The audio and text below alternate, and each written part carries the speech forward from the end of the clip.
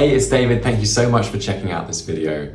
You'll have probably seen the title by now, but what I'm talking about today feels a little bit self-indulgent. This is not very British of me in some ways, but I want to talk a little bit about my story, and I've been reflecting over the last 10 years or so, and that's taken me from being a musician to now a business owner and a growth consultant helping other people grow their businesses. It's really interesting when you look back at it. I could never have planned this whole thing. So I hope that there's maybe some nuggets of wisdom in here or something interesting for at least one or two people. And I really appreciate the time and attention that you give me and the fact that anyone's even watching these videos.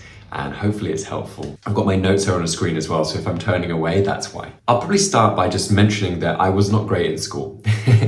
And I don't think this is really unusual for someone who's got kind of entrepreneurial tendencies. I wasn't terrible, but I definitely underachieved. So when I went to university, I'm not really sure why I felt like I should go to university, but it was just the dumb thing when I was that age, like everyone was doing it, so I felt I should go. I knew I wanted to study something that I loved. So for me, my two sort of primary passions were going to be either doing something in sport, like sport and exercise science or something like that. That sounded a bit too sciencey for me, so I picked music, which was my other kind of love at the time. And I spent the next 3 years studying as a musician and then playing in bands and on the radio and did shows and stuff like that. And it was an amazing time. We supported some really cool bands like Boxes, Scouting for Girls. We played a show once where Bastille were the headline act. So we had a lot of fun whilst we were there. And I got to the end of university and I kind of realized that I actually probably didn't want to be a full-time musician. And so I basically wasn't exactly sure what I wanted to do. And I ended up in the role that everyone does when they're not sure what they want to do, which is helping other people find jobs, which is recruitment. So it's kind of the classic story of like falling into recruitment that a lot of people talk about. But I'm really, really grateful that I did. I have a lot of admiration and respect for the industry.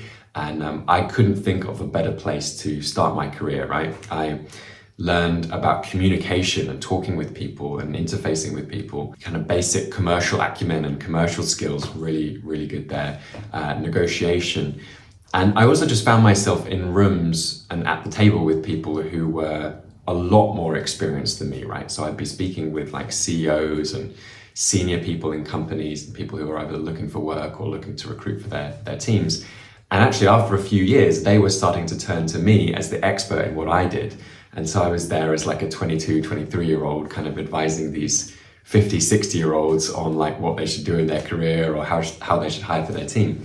So it was a really exciting time. And the skills that I learned there have served me really well to this day, and I'm very grateful for it. After 6 years in recruitment, I wanted a more holistic role. I was looking for a new challenge. And I joined a business called PGC, which is a B2B service company doing sort of payroll, employer of record, international expansion and stuff like that. I joined in a sort of business development style role, so it was a little bit more holistic than kind of just the recruitment focus. And it was a real time of actually change and growth for the business. After about a year or so, I found myself in a role of director of business development. If I was at like a cool tech company at the time, they'd be calling this growth lead or head of growth or director of growth or something like that, because what it was focused on was sales and marketing. And we had a small sales team and a small marketing team.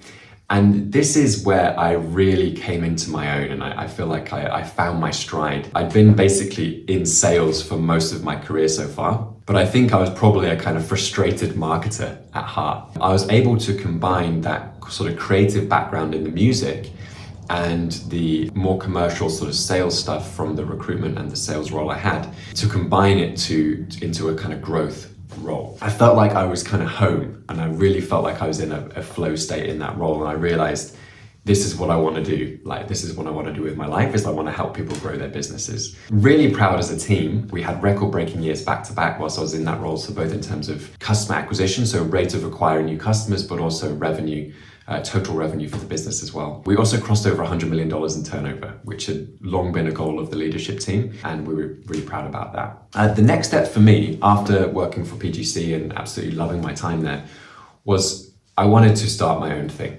So at this point, I felt I had a lot more clarity around what that was going to be, and I'd always known this was potentially on the cards for me. So when I left PGC, I started a marketing agency called Taranga, focused on SEO, so search engine optimization.